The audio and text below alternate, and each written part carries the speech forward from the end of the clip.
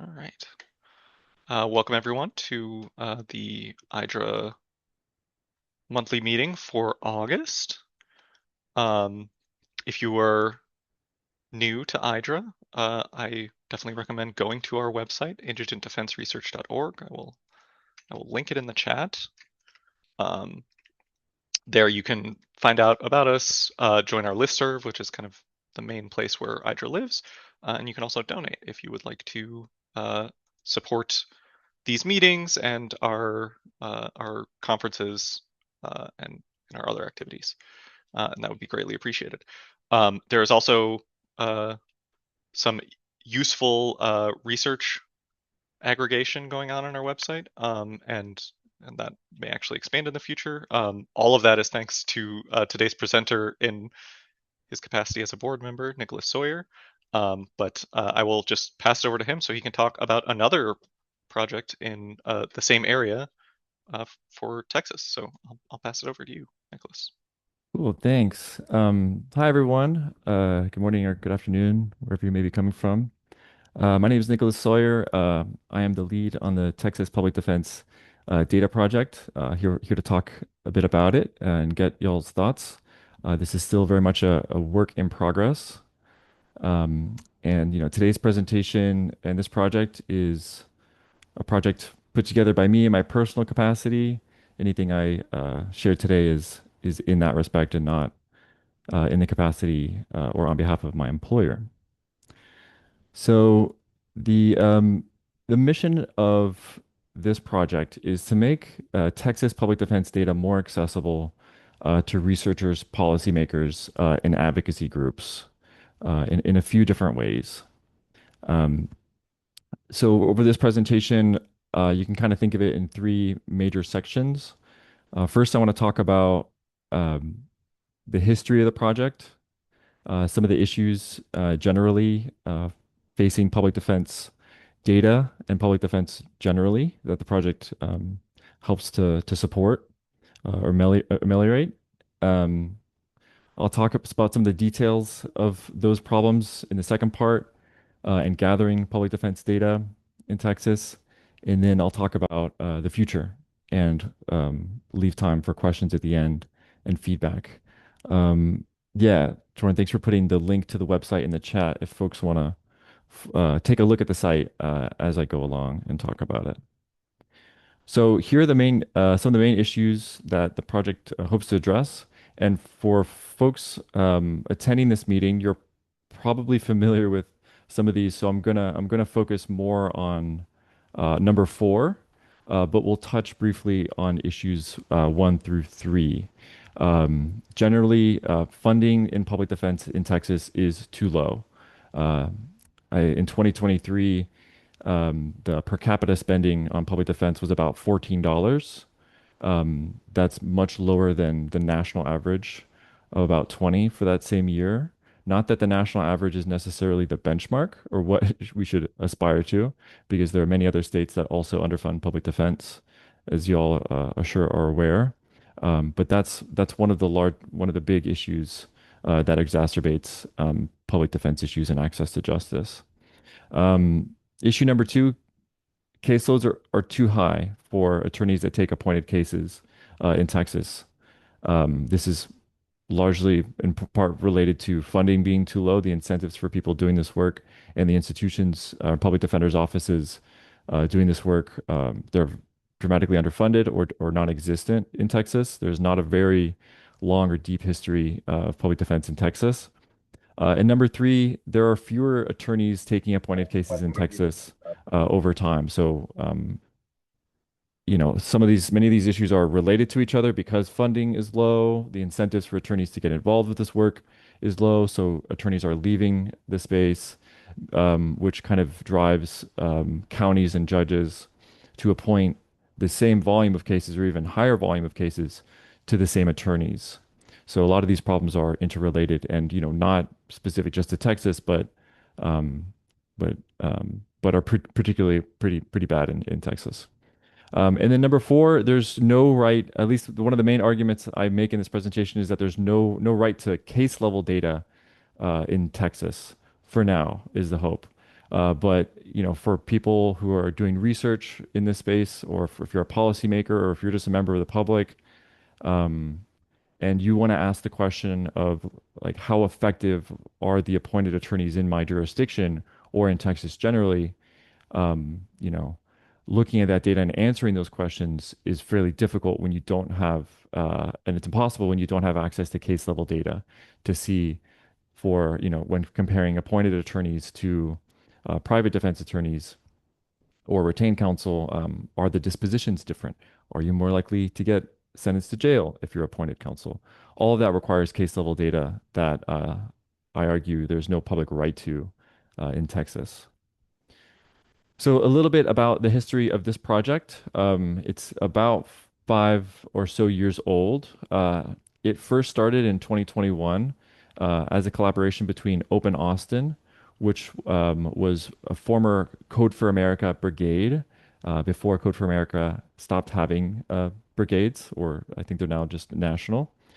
Between Open Austin and the Texas Fair Defense Project, which is a local advocacy nonprofit working at the intersection of poverty and the criminal legal system in Texas. And the goal of that project was to look at the provision of counsel in Hayes County to help answer some of the questions that I've already posed. How effective are they? And they, in that project, were essentially scraping court data to try and gather case level data, looking at dispositions, looking at appointment rates, but also looking at the filing of different types of documents to essentially look at whether you see the kind of advocacy of, are you litigating suppression motions? Are you litigating discovery? Um, is there the kinds of filings in a case that you'd see for someone or an attorney who is advocating on their client's behalf? Now, of course, every case is different. If you don't see filings like that, that's not necessarily indicative that the attorney is not advocating zealously. But when you're looking at a lot of cases altogether, it can kind of tell a bit of a story around whether appointed counsel have the capacity to or the willingness to file those kinds of documents. In 2022, the project got some funding from urban.org, which is a partner of Microsoft, of $30,000 to pay for front and back end developers to help put together a website of proof of concept to visualize this data around Hayes County and make it kind of interactive so that you could look at different periods of time, different types of filings, different types of charges to better understand like what's going on in Hayes County. Since that time, 2023 to 24, it's expanded beyond Hayes County to try and gather data from a variety of different counties, looking at things like dispositions, as well as what kinds of court filings there are. And then in 2025, just last year, the project was moved out of Open Austin as it's kind of expanded in its scope to its own standalone organization where it rests now. And so the scope of the project has gone from, Hayes County to various counties now to also gathering state level data. So just I mentioned some of those problems of high caseloads, and again, I won't go into a ton of detail, but just some high level initial findings that we have from looking at state data that we've gathered. Um, in 2023, for cases disposed in Texas that were represented by um, attorneys who also disposed over 300 cases that fiscal year. So this essentially means all of the cases that were represented by attorneys who had a significant number of cases disposed that year is about a third, or about 33% of all of the cases appointed or cases paid is the technical term, but also that represents cases disposed in 2023. Um, about a third of them were disposed by attorneys who had a pretty large caseload of disposing 300 cases. Now, disposing 300 cases, you could argue is kind of a one-off. Well, it was a big year. I happened to close a bunch of cases that year. But as I will show on the website, um, I don't just kind of want to show like, hey, this in this particular year they disposed 300 cases. I like to have like a 3-year running average to say like, yeah, you disposed 300 cases this year, but you've also disposed 300 cases the past 3 years. Like this is not a one-off. There are many attorneys who are also disposing this large volume of cases year over year. That's indicative of like a very high appointment number of appointment of cases and also like running caseload as being very high. To give a kind of sense of how high this is, the National Public Defense Workload Study puts the amount of cases, the number of cases, hours you should, you know, dedicate in a given year as at its highest about 59 felonies worth of cases or 150 misdemeanors worth of cases. And I know I'm oversimplifying that, and there's a lot of nuance to that report. But to give you the sense of scale, even if all these 300 cases were misdemeanors, that's still double the hours of misdemeanors that one should be expected to work on and give effective representation in a given year. So all this to say, a lot of cases and a lot of people in Texas are represented by attorneys that have an enormous caseload. Um, you know, the middle point, a middle perspective, about half or 51% of cases disposed in Texas in 2023 were represented by attorneys who also disposed over 200 cases that fiscal year. So that's still, even if those are all misdemeanors, that's still above what might be recommended for a given year. And I mentioned funding, my statistic, when looking at expenditure data on indigent defense, it's about $14 per capita in 2023, or $6 less than the national average. And then one of the other issues is that the number of assigned attorneys in Texas, or really attorneys that are taking cases, appointed cases in Texas, is going down. This is just attorneys taking appointed cases, not retained counsel.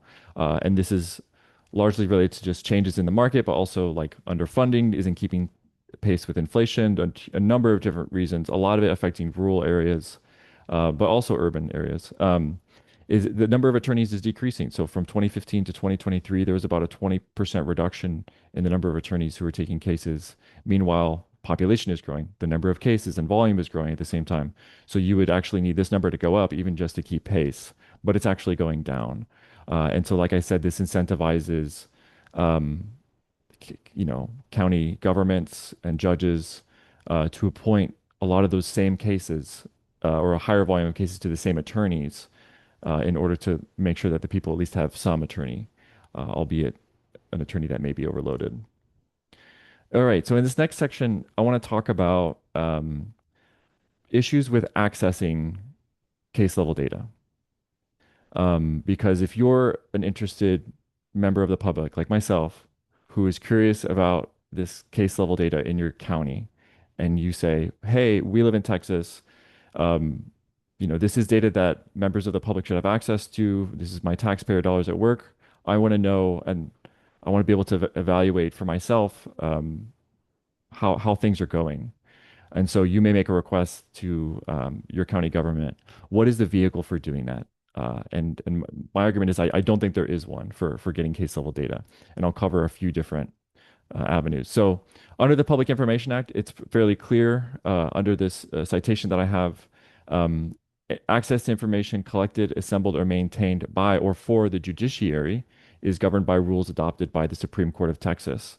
So it's not governed under the Public Information Act in Texas, which is the like kind of the state equivalent of FOIA, or like how you can request and ask for you know information or documents from the government. It's not covered, like this type of data is not covered under it because it is assembled, collected, or maintained by like for the judiciary, right? It's usually clerk's office. So you have the district clerk's office for felonies and the county clerk's office that would manage misdemeanor level data, but it's the clerk's offices that are responsible for maintaining the documents and as well the case management system um, for the judiciary. So this is like right on the money for what is specifically exempted. And there's also an attorney general opinion on the issue 671, which says pretty clearly that when someone was trying to request this from the Ellis County District Clerk's Office, they were looking for case level data or case disposition data um, the Attorney General essentially said like, no, under this particular statute, it's not eligible. It's not covered by the Public Information Act, and so the clerk didn't have an obligation to release it. And so when you look at the statute, you think, okay, it's not governed by PIA, but the statute says that it's governed by rules adopted from the Supreme Court of Texas. So let's go there. So the Supreme Court of Texas, Rule 12, covers the requests for judicial records to the judiciary. And that definition refers to a record made or maintained by or for a court or judicial agency in its regular course of business, but not pertaining to its adjudicative function, regardless of whether that function relates to a specific case. So the question for whether you can request this data under Rule 12 is case level data from a case management system like Odyssey, for those who may be familiar with the CMSs in Texas.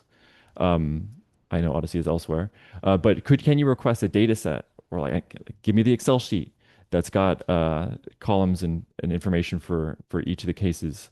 Is that record maintained in a regular course of business, um, or does it relate to its adjudicative function? And the answer is that it relates to its adjudicative function, largely because it's got, dispositions or information relating to decisions that the court is making and rulings. And it's about particular cases, right, where the judge is adjudicating on particular cases. But, judicial records may include stuff that's more like employee related or administrative. Um, but I want to, and there's a specific Rule 12 decision from the Supreme Court of Texas where someone requested juvenile data, essentially a list of juvenile like appointments for appointments on juvenile cases, and the Supreme Court in this Rule 12 decision said no, that doesn't apply under Rule 12 because it relates to its adjudicative function. So it's like pretty squarely for the kind of data that people might request. But I include this footnote because I think it provides a little glimmer of hope for what I'm going to talk about later, maybe one avenue for requesting case level data, potentially under Rule 12, and also potentially under the Public Information Act. But here the court makes a distinction, or the panel, I guess, in this case, makes a distinction between court appointment data found in court case files, where it's related to its adjudicative function in its case management system that they use on a day-to-day basis for adjudication. They make a distinction between that type of data and data related to indigent defense appointment that has to be reported to the Office of Court Administration by the clerks on a monthly basis. So courts have to report data to the Texas State of Office of Court Administration on a bunch of different issues, a bunch of different pieces of data, essentially like how they're doing, how quickly they're turning cases over, how many new filings there were, how many cases they disposed, how many cases they still have open or are inactive, how many trials there were, to essentially show their work and report what work they're doing to the state of Texas, because the case management systems and a lot of this data and their management are very decentralized in Texas. So this is their reporting requirements. And so the panel that wrote this decision essentially said, hey, data from the case management system probably it isn't covered under Rule 12, but let's say that the court had to export a a a list of all those appointments for the purpose of reporting it to the Office of Court Administration. That's more related to its regular course of business, not specifically for its adjudicative function. Adjudicative function. It's more for reporting purposes. So I know it's a footnote, and it's probably not like binding on a future decision, but I think that gives a little bit of insight and a little bit of hope where there may be, as I'll talk about later, why there may be case level data that can be requested potentially under Rule 12, insofar as it is reported to the Office of Court Administration. So all this to say, for under these two pieces, that's kind of my argument that there really isn't a public right to case level data in Texas. But it didn't stop me from trying. So I want to tell a quick story about how I tried to request case level data from Hayes County, with the bottom line being that uh, in many respects, counties and governments don't want to provide this data for a few reasons. So what happened is I submitted a public information Act request to the PIA office in Hayes County, essentially saying, hey, I'm interested in case level data from the criminal courts. These are the fields that I'm interested in. Um, I would love for, you're a data person to just write a quick SQL query on their case management system indicating these fields and send me the Excel sheet for this number of years. The Public Information Act office deferred to the clerk's office, who had managed that. And so I went to the clerk's office, and they deferred to the Public Information Act office. And so I was kind of in this cycle. And I mentioned to them, hey, we're going back and forth. What is the avenue for this? Until the Public Information Office requested an attorney general opinion. So a little bit of background is when a county government agency wants to refuse to provide some information that's requested, they have to essentially send a letter to the attorney general saying, hey, we're going to refuse this information. We think it's exempt for some reason. Um, and we would like your opinion, attorney general, to make a decision.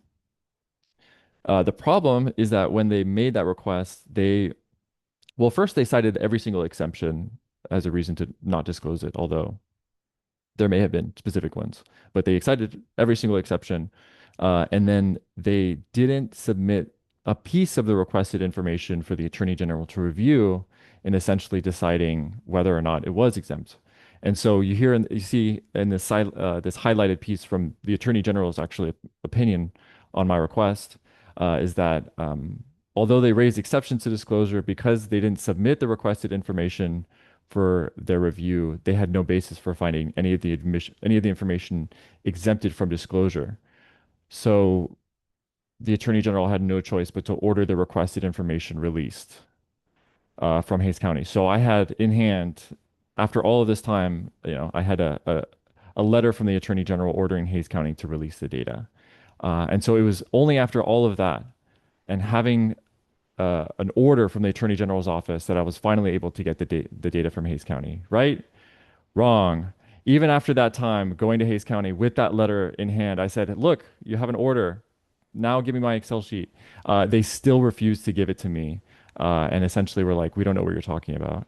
And stopped responding to my emails. Which is arguably a misdemeanor. It's arguably a crime to fail to release information that you're obligated to under the Public Information Act.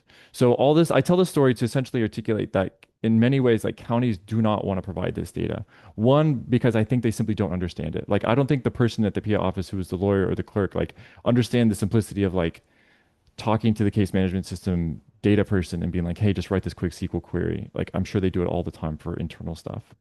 Like one that I don't think they understood like really what it took. Under the Public Information Act, they even have provisions for like, if they wanted to charge me for it, they could charge me for that developer's time. Like they provide like, hey, here's how much you should charge per hour for that work. But I'm not sure that they understand that. And two, they don't really have a strong incentive to do that because in many ways, when if counties are appointing counsel to lots and lots of like to the same attorneys many times and overloading their caseloads, they don't necessarily want that to be public information. So if they don't have an obligation to, they won't release it. Um, so that's a bit of a story of just my personal experience trying to get data. So herein comes the website, and here is the goal of this project, which I will caveat and say, it's still very much in its early stages, but we have high aspirations. It's an entirely volunteer-run project. We have zero funding, but we're a lot of techie people who care about this issue a great deal, and so are kind of weekend warriors in the sense that we spend our time trying to figure out how to get this data and how to visualize it and how have it make sense for people. So here are the goals. Big picture. One, we gather state level data. So a lot of this is public on the Office of Court Administration website if you're looking for court data, right, like number of filings and stuff about courts specifically, not necessarily public defense. But we've gathered a bunch of that data from what is called CARD, which is the state level database for court data, which will be going away. Um, and we're also gathering it from TIDC, or the Texas Indigent Defense Commission, which gathers data specifically related to public defense, like the number of cases that are paid to appointed attorneys and expenditures, things like that. And then the second goal is to gather county level data. So this is where you can kind of put more nuance and expand on kind of what is the limited state level data by looking at case level to answer lots of other really important questions when it comes to the quality of indigent defense, right? Not just like, do attorneys have ridiculous caseloads, but like for attorneys with ridiculous caseloads, do you see patterns in kind of the dispositions or outcomes that their clients get? Are they more likely to get sentenced to jail? You know, if you get an appointed attorney versus retained, looking at different types of models for public defense.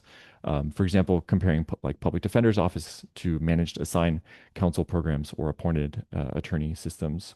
So gathering county level data can give you better insight into the quality of uh, indigent defense in a given jurisdiction. Like looking at how many days a client has spent detained pretrial. There's a bunch of different things that one might want to look at. So that's the second goal. Third goal is to be a data repository. So as we gather state and county level data, we want to make it available to researchers and folks who are interested in answering these questions, um, so that they can do their own research on this stuff. And number four, taking that data and visualizing it and making it kind of more accessible, making sense of it, talking about what the national standards are, what it means to have like a reasonable caseload, and talking about different metrics that one might look for when trying to evaluate like how good is our defense, and answer the questions of like, does the amount of money you make like decide how much justice you get? So I'll talk a little bit about data scraping, and one of the ways of getting county level data. So every single county, all 254 different counties, and even within those counties, the clerk's offices and the different courts themselves may have entirely different case management systems, even from each other within the same county. Um, we have a really, really decentralized system in Texas. So that means that when trying to navigate the databases, like you're gonna find a lot of different variation. Um, what you see on this picture on the right is the Hayes County record search. So many counties and I guess courts make their uh, their data or like the records available to the public in some respects. So this will be like I can go to Hayes County and I can search maybe my specific cause number to see the history of events in that case or to see who my attorney is. But it's not necessarily like a button that I can click to say like download all the data for 2025.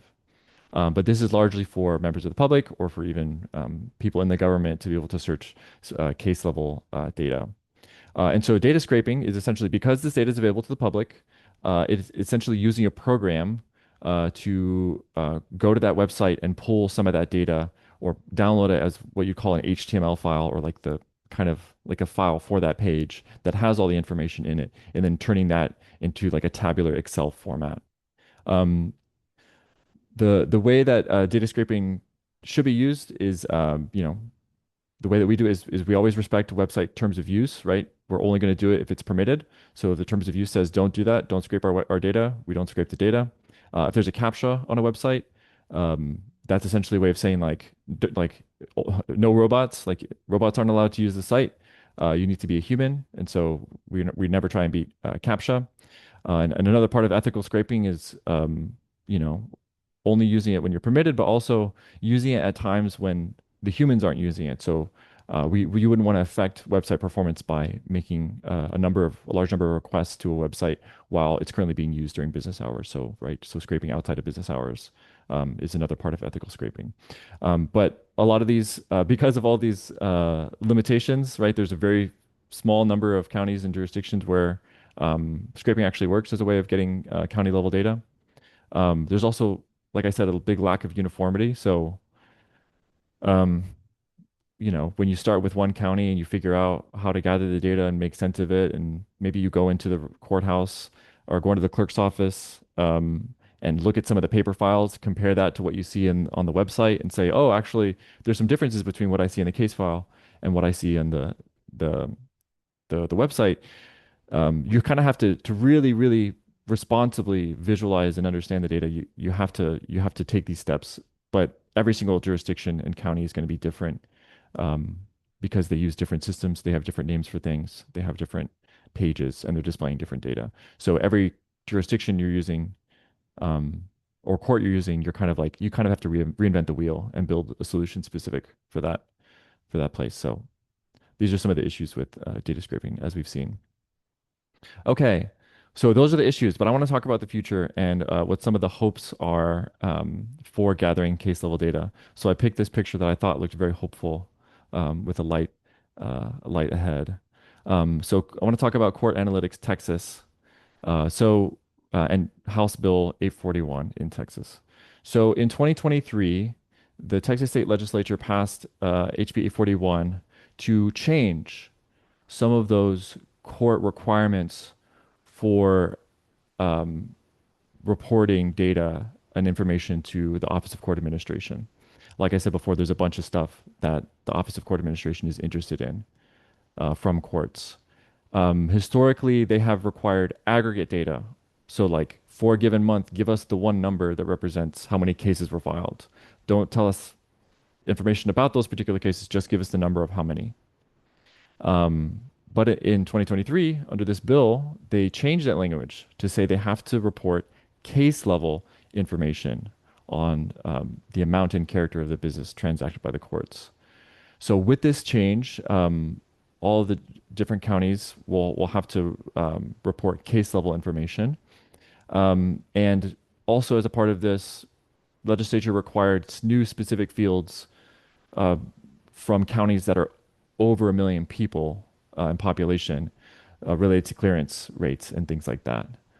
So the amount of data that is being requested and its character is also changing in terms of what is required by the Office of Court Administration. And remember what I said earlier about Rule 12 in that footnote is that, as soon as it becomes case level information that's reported to OCA, my argument is that now that becomes administrative and is arguably requestable under Rule 12 because it's not related to its adjudicative function. They're required for reporting purposes to support it to OCA, and it is case level. So that's my hope is that maybe Rule 12 may be a vehicle for requesting case level data when that data kind of becomes more available. Because Court Analytics Texas or CATX, as I've heard it described on OCA webinars, is still a work in progress, right? There's this really great OCA presentation to clerks telling them about this legislation and how their requirements are going to change, where they talk about the progress that they've made and what their hope is. Because what's kind of amazing and I would say like a very ambitious project of OCA um, is they would like to actually create direct like electronic integrations between local court case management systems and um, their Court Analytics Texas program. So Court Analytics Texas is meant to be like a data warehouse for OCA.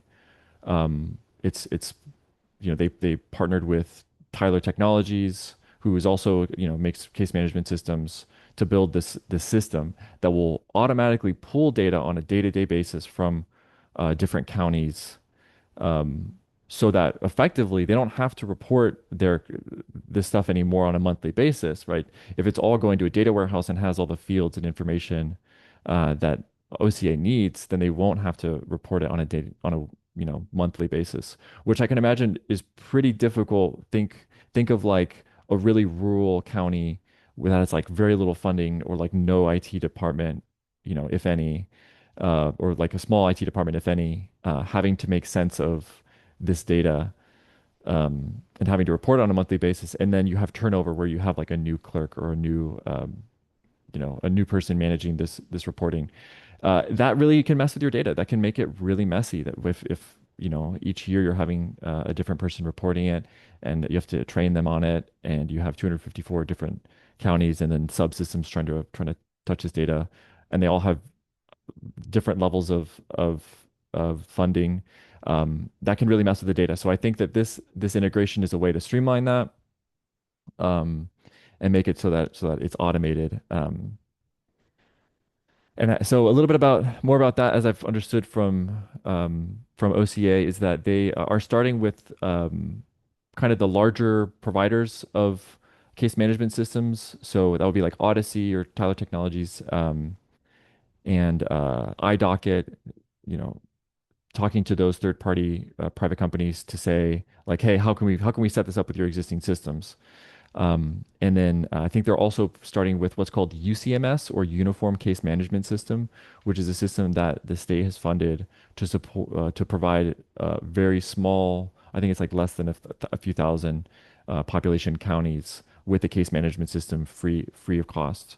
So that they can use a case management system, but it's a uniform case management system, and it's even though I think as of the end of 2024 there are about 30 counties that were on board or in progress to be onboarded to UCMS. And so with those, it'd be much easier to integrate those into the system than having to work with like a county that like has a homegrown system that is not necessarily uniform and they've got different names for everything.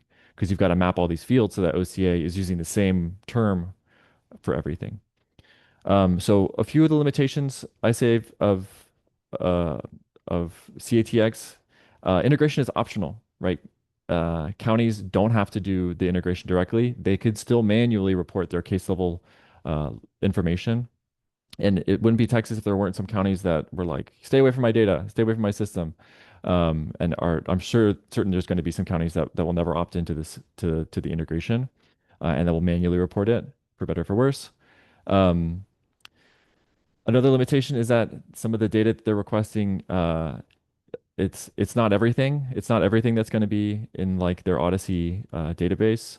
Um, I think there's just really great. I'm going to pop back over to that slide, but there's this really great picture diagram I pulled this actually from an OCA presentation that indicated like, hey, this is what we mean by case level.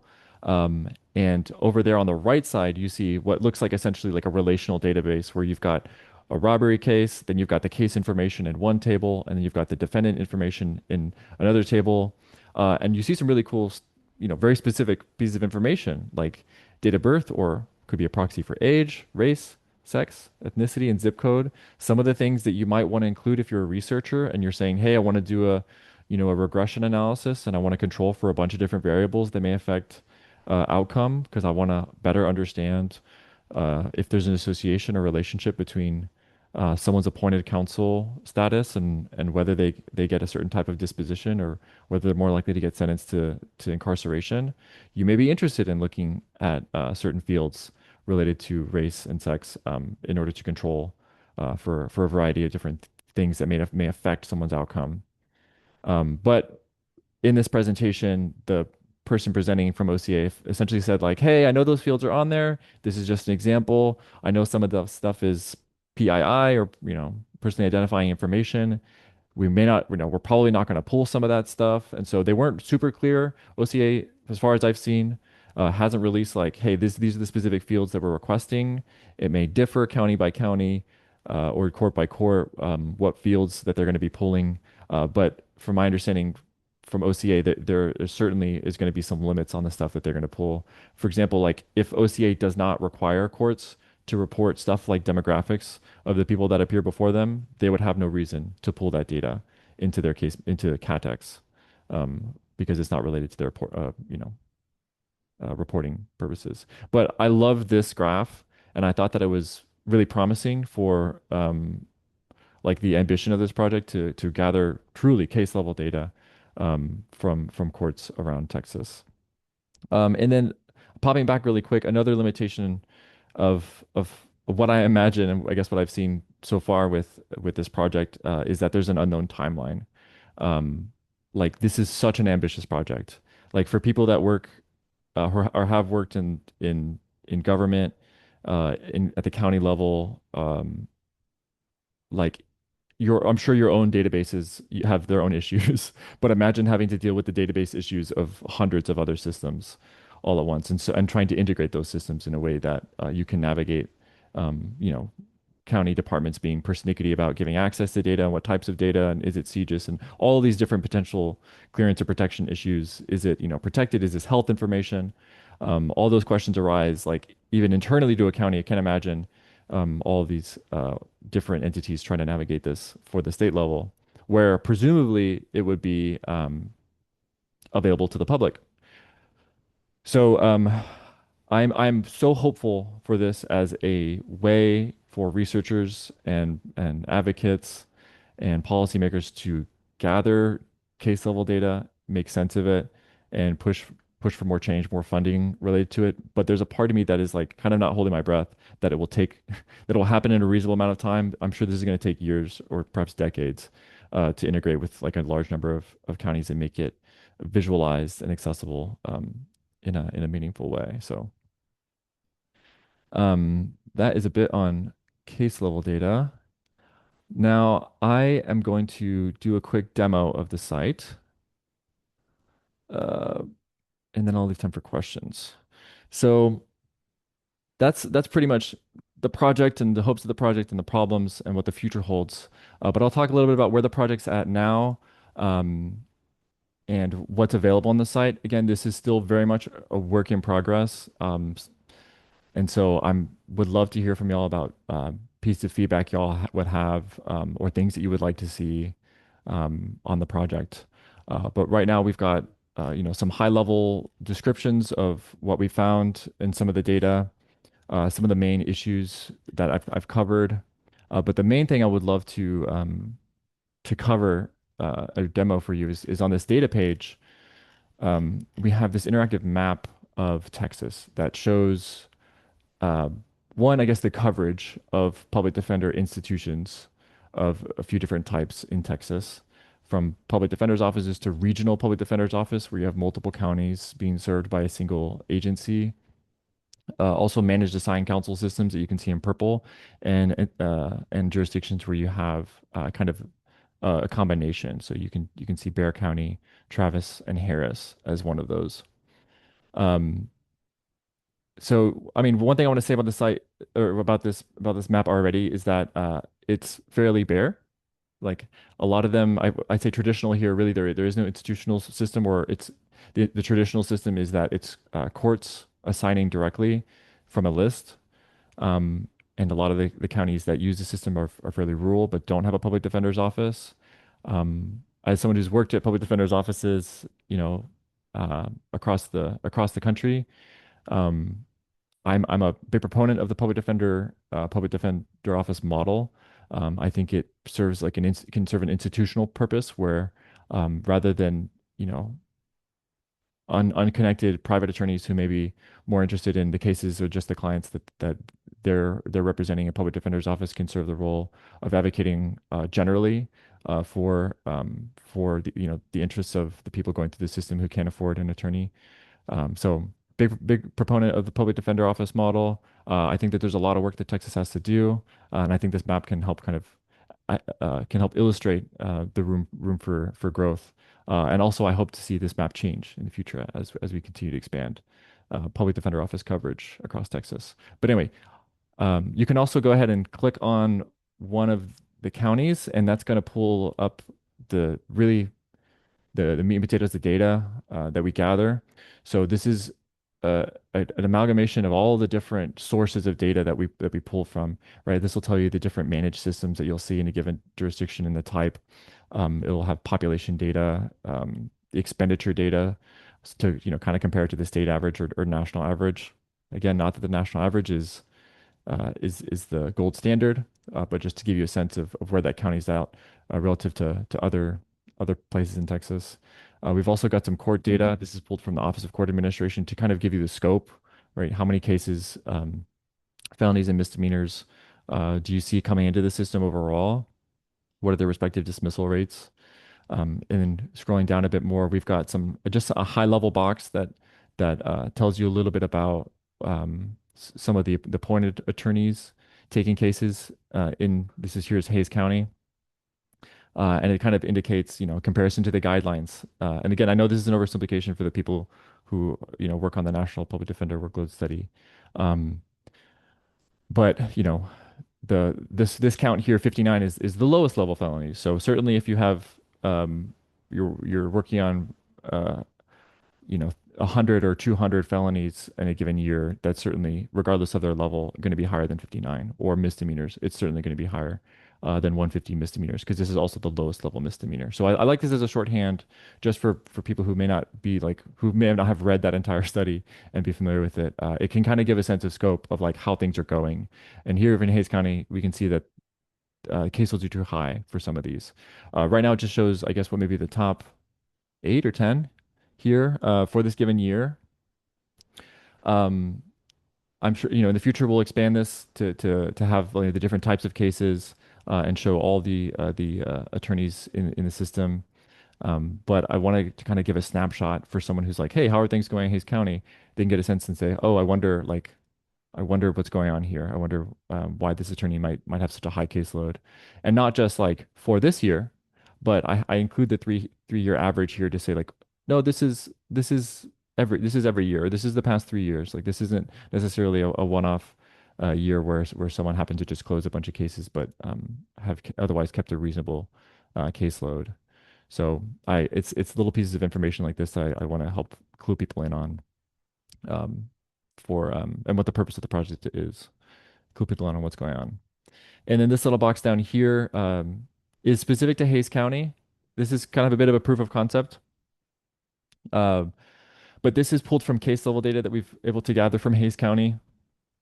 Um, this is, like I said, one of the things that you don't see from state level data from TIDC or OCA is like what the outcomes are or other case level data are for a given jurisdiction that can help shed some light on what the quality of representation may be as just as like one factor, right? There's a lot of things that go into quality representation, many of which like will just never come up in the data, but just some of the pieces that are important to look at. Um, and so the hope is to expand what is visualized around a given county and kind of supplement some of the other state level data that we've been able to pull from OCA and TIDC. Not like, I guess in some ways it's kind of like a report card for how a county is doing in public defense. There's really important things that are a part of public defense that will never, that like we don't have access to and probably will not get access to. Like for example, like are attorneys making consistent and often referrals to immigration attorneys because they have a right, an obligation under Padilla to evaluate the immigration consequences of their clients' criminal cases, right? Like if there's a jurisdiction that never consults immigration attorneys on their criminal cases, like that's certainly a problem and a sign that they're providing ineffective assistance of counsel and it's unconstitutional. But like that is probably not something that we would be able to gather, right? That's probably going to be confidential or privileged information.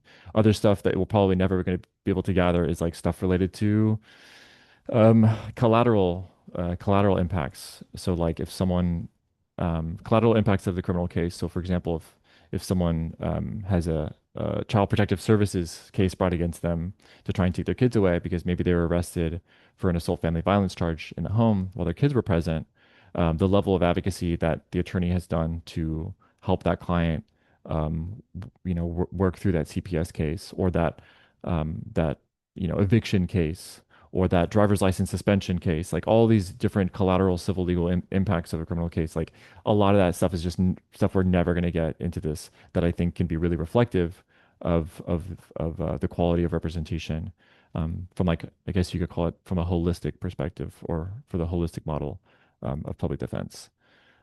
So that is just a little bit about the site. We've got, I guess, about 20 or so, 25 minutes left. So I guess I'm a bit early, but wanted to leave some time for questions or if there's other pieces of the site that people wanted to take a look at um, or questions people had. I think you're actually right on time. I Okay, cool. see about 10 minutes left. But Oh, great. I did want to ask, and there are some comments in the chat, but while questions come in terms of the the ethical scraping stuff, I know you said most of the data that's getting in here is coming from state level, but have you run into any? I can't imagine given those rules, I feel like every different county would have a different uh, kind of level of ability for you to scrape their data. Um, and then, have you actually run into cases where you're like, we know this data is here, but we can't scrape it? And then also, is the it, are you concerned that the state level is going to turn off your access at any moment, or Yeah, good question. So when it comes to county level, yeah, any portal, I guess you could call it, that has a CAPTCHA, which is a lot of them, maybe most of them. Um, is not going to be viable. A capture is essentially saying like no robots, like don't scrape the data. You have to be a human person interacting with the site to be. So yes, there have been lots of portals that we've run into issues where we're like, well, the data's there, we can see it. Like I can search it and even increment the cause numbers and what have you, to see all the individual cases individually. But a robot, a program is not going to be able to do that. If you're talking about something like Dallas County that has like tens and tens of thousands of cases each year, trying to manually pull all that data and have a person do it is you're gonna have to beat a capture like 100,000 times, which would drive anyone crazy. So yeah, county level stuff. There's definitely places that aren't going to do it. You may see like smaller counties who like may not have like super sophisticated systems or really just old websites where they just don't have a capture, didn't think about the capture, didn't worry about it. But any newer modern systems, particularly for larger counties where they're going to have some IT department, where people kind of know what they're doing a bit more, like they're certainly going to have a capture and block this kind of access.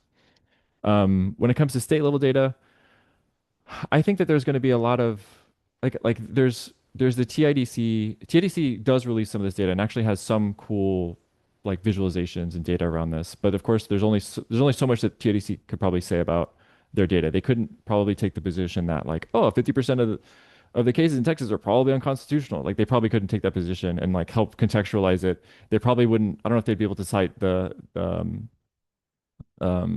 they probably couldn't cite the National Public Defense Worker Study and talk about that in context. But they do have some cool visualizations where you can download the data.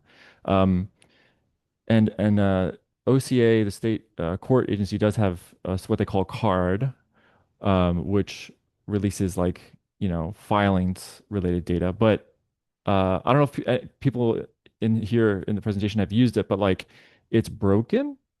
Like it's like you can't use it. It's really, really old and doesn't really work super well, but we were able to pull a good bit of data from it. But it's public data. Like in a sense, it's just like there's like a common law right to go into a clerk's office and be like, I want to look at this case number, and like they do have to give you the case file and have you take a look at it with some limitations, right? There are certain instances where they can say, okay, but you can't look at these like documents filed under seal, or like if it's a certain type of case, like it might be restricted for some way, and there's limitations to the that right to case level data, but yeah, it is largely public, and where the websites permit it, I think it's fair game. All right, see some other questions. Um, I see City of Edmonds, Washington requires contract public defenders to report number of referrals to immigration attorneys. Oh, that's awesome. So important. It's almost like it's required under the Constitution. Love that they're gathering that. Oh, from Meg Ledyard. With Texas OCA data, it is important to note that it is only indicted filed by information cases, and this is a shortfall of the data, particularly when defenders get dismissals prior to indictment. I would love if they would deal with that at some point. Yeah, 100%. And yeah, there's another big question of like, what is a case? Like, when does it become a case? Is it when it gets filed uh, or indicted, or like, does it matter even if it's like rejected before it even gets to magistration, or like the first bail hearing? Because many times, public defenders are doing advocacy where they are representing people at their first bail hearing to get the case dismissed by advocating to the prosecution. I think that's work that counts and works, stuff that should be documented and reported on. But it doesn't, not only does it not get filed, but I guess there's no probable causes found on those cases altogether. So there's like different stages where I'm sure some places will have it and some places won't have it. Like, if probable cause isn't found, then it never even makes it into the case management system as a case that ever existed altogether. It was just like a law enforcement action that kind of got stopped at the front end. And I remember it when I worked at TIDC as a policy monitor, when we would um, go to different jurisdictions, we would really only look at appointments where there was an indictment or filing, um, because there was like very few records otherwise. And there's the argument that you don't have a right to an attorney. No, I don't make this argument, but the argument has been made that you don't have a right to an attorney prior to indictment or filing by information in cases. Um, and so why look at indigent defense if someone quote doesn't have the right? Well, let's see. Some Odyssey systems don't have CAPTCHA. It's a county level decision. Yeah, totally agree. Yeah, it's a lot of this is kind of at the local system. Makes sense. I think Tyler requires CAPTCHA. They did for Travis County, at least what that was told. Yeah, I'm sure. I'm sure every organization is going to make different decisions. Jeff Burkhardt says TIDC has for several sessions provide data to the legislature that half of misdemeanor defendants don't have an attorney. Yeah, that's that's wild. Yeah, I can imagine the ones that I'm looking at, or the data that I said were 50% are gathered by are 50% of cases are covered by attorneys that have very high caseloads, 200 or more cases disposed. Those are just the ones who get attorneys. There's whole swaths of people accused who don't even get attorneys appointed altogether. Um, Thanks, Katrina. I appreciate that. So what is a case being the absolute bedrock and extremely frustrating sometimes question on these projects? Yeah, 100%, particularly when you have not just like 254 different counties, but like you have the county clerk's office that deals with misdemeanors and the county attorney's office that prosecutes those misdemeanors as being totally separate and apart from the felony system. Um, you can sometimes have bifurcated systems, which makes it even more frustrating. It's almost like two systems. Scott Elher says these data access issues are calling out for statutory changes. I think many Texas legislators would be very sympathetic to making all this data publicly available and restrict the ability of counties to restrict access. Yeah, I think so, Scott. I think that CATX, I think, is a step in that direction. If you haven't seen that OCA presentation, I can probably find that, and maybe when these if these slides get sent out, or maybe on the YouTube where this presentation is posted later, I'll put a link to that presentation. But it was kind of awesome. But one of the reasons why they created CATX is they cited researchers. They're like, we OCA is saying we get requests for this data all the time, and we want to make this data more available. We just don't have access to it. And so, I mean, 2023, the statute says they got to gather. It says case level. They're very specific. So I think that they're moving in the right direction. It's just a massive, massive logistical undertaking. Jeff says, kudos for building this. The more data, the better. Who do I envision the users being, researchers, advocates, and who do you collaborate with on this? So the users, I imagine, are folks like y'all, people who are interested in these questions, researchers, policymakers like in their county, um, even commissioners who are making funding decisions, people who work at this level, really anyone who's interested in these kinds of questions or in other places. Um, I'd like, this to kind of be like a data hub where it's kind of like we may not know now what all the applications are for this type of data, but the data is very inaccessible. So by solving that first problem, I imagine we're going to find lots of different users and uses for it as we go along. But the threshold problem is like we don't have the data. Who do I collaborate with on this? So it was originally a collaboration with or project of Open Austin, but no longer. But it's a lot of essentially volunteers. It's just people who like to code, people with a lot of technical know-how, um, who just volunteer their time. We like get together on a Sunday in a coffee shop and like toy around and work on this. But there's right now it's not really funded. Claire Butaus, sorry if I missed this, but do you have data on outcomes for people who are unrepresented? Um, so yes, in some ways. I can speak to Hayes where we have case level data where you can see if there's um, no defense attorney appointed altogether. And so one expansion I think would be a great idea is actually to list like how many people or how many cases are there in Hayes County that like there is no defense attorney listed, period. I think that like is really just kind of a threshold question. Um, but yes, I would say it will depend on the case level data in the county. But for Hayes, I can say I've looked at the data and I've certainly seen lots of cases where there's no attorney appointed. So I think they'd be a great statistic to include as like just people who don't have lawyers. Um, Cool. Any other questions? I know we're at time. So Meg asked, what about expunctions a little bit Oh, earlier? expunction. Oh yeah, sorry, I missed that. Expunctions. Yeah, expunctions will 100% like not be included insofar as it's not in the public data. But I imagine there will come a world where when data gets expunged and we've already gathered it, that they will say, "Hey, like Public Defense Data Project, this has been expunged. You need to remove this," which is kind of, if like the way expunctions work is essentially like a court order to a given entity saying like, "Hey, this data has been this case has been expunged, you need to remove it and delete it." And we have systems in place. Like we have a process where we can just remove something by cause number or by person if their record's been expunged. So we would totally respect expunction orders to remove data. I mean, as someone who works in public defense, 100%, I love the idea of being able to remove the history that someone was ever involved in the system where possible. Yeah, I just think it's really hard, Nick. I mean, I totally respect that. It's one of the reasons that some of the clerks in our jurisdiction are actually really reluctant to ever give out data, which is one of the interesting things that we discuss. So, and I know that this group like doesn't want to hurt defendants in any way. And so it's just one of those places where I think like the rubber meets the road and like continued discussions are interesting. Yeah, definitely. And I think when it comes to disclosing the data, we haven't we haven't gotten a request for data yet from people. We may soon.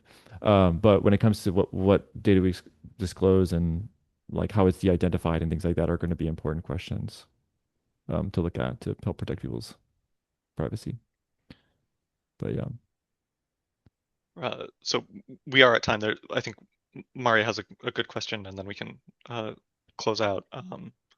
She says, yeah. any pushback by attorneys having bar numbers with data shared? I haven't. No one's reached out to me about this, but it is fairly public, like who you represent. Um, and if you're getting paid by the government, you're kind of like a government employee. So these kinds of like you should be expect a certain level of scrutiny over what you're doing with taxpayer money, if you take on this kind of work. So there's a part of me that thinks like, but I imagine that there are attorneys that would have issues if we're like, hey, why did you dispose 700 cases last year? That's insane. You shouldn't do that. I'm sure the attorneys who've made like $500,000 would probably have an issue with this kind of stuff being made public. But I also don't think they should be practicing law if they're going to do that. A good thing to end on. Yeah. Thank you, thank you again, Nicholas. Um, this will all be posted on our YouTube channel next week sometime. Thank you again, and I hope to see you all next month. Cool. Bye, Thank everyone. you. Thanks, y'all.